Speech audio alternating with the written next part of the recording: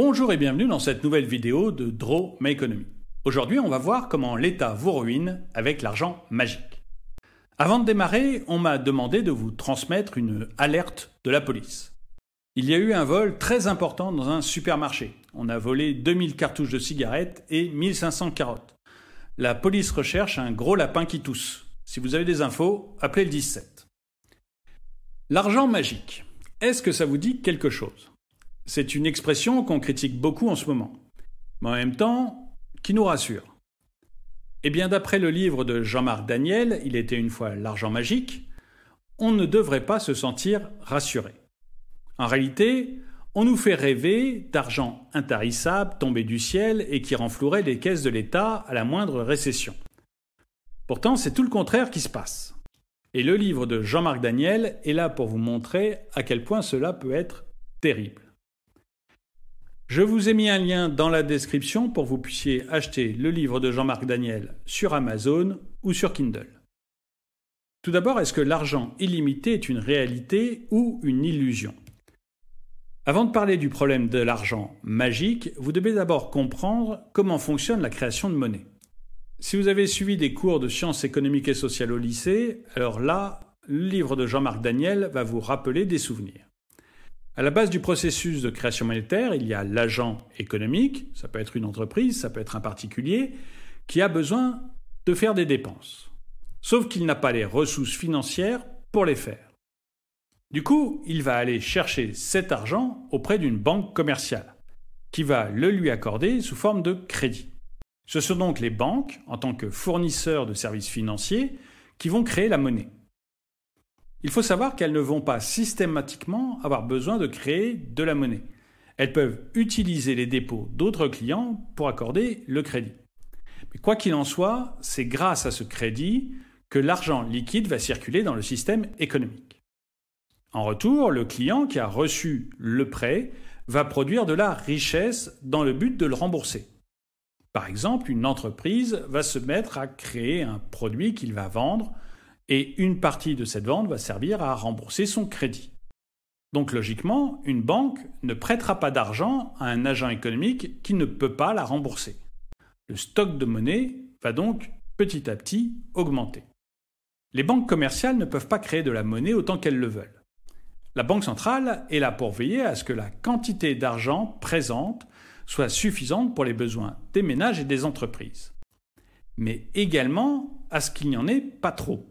Sinon, la monnaie perdrait de sa valeur. Elle a donc un rôle de régulateur de la monnaie.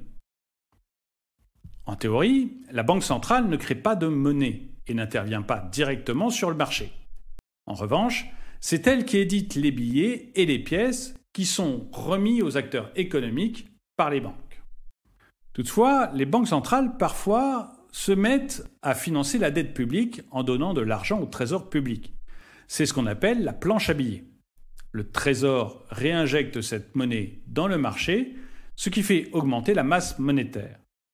Mais si jamais il y en a trop, il y a un gros risque d'inflation, c'est-à-dire une dépréciation de la valeur de la monnaie, une hausse des prix et une diminution du pouvoir d'achat.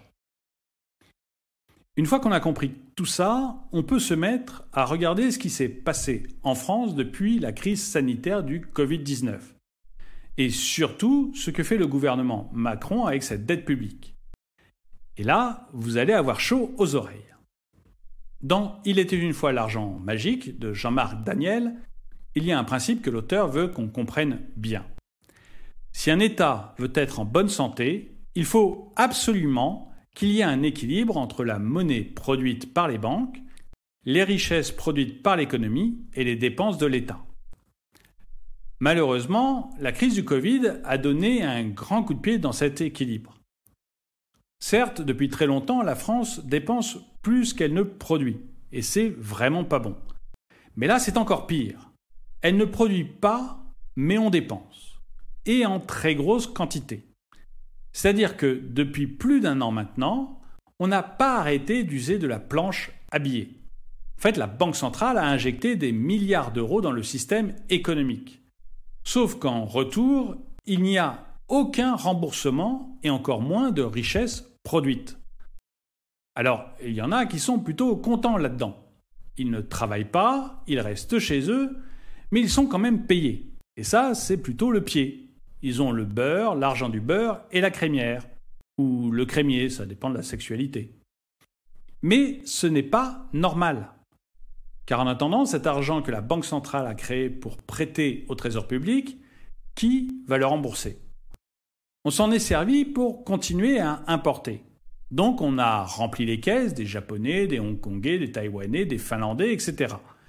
Mais à l'inverse, on a vidé les nôtres. Et on continue à les vider, en augmentant toujours plus notre dette publique. En mars 2021, la dette publique de la France était de 118% du PIB. Ça représente 2 739 milliards d'euros. La dette publique est donc en train d'user le pays qui finit par en pâtir. Mais heureusement, Jean-Marc Daniel ne s'arrête pas là dans son ouvrage. Au contraire, en tant qu'historien économique qui maîtrise son sujet, il abat les fausses idées reçues et les bonnes pistes d'action. En fait, il analyse l'histoire et il tire des conclusions qui pourraient être plutôt salvatrices, à condition bien sûr que la France finisse par les mettre en pratique. Et puis enfin et surtout, Jean-Marc Daniel ose dire la vérité. Et ça fait du bien. Il reconnaît que les gouvernements français, passés et actuels, ne sont pas capables de tenir un discours d'appel à l'effort et de le mettre en pratique.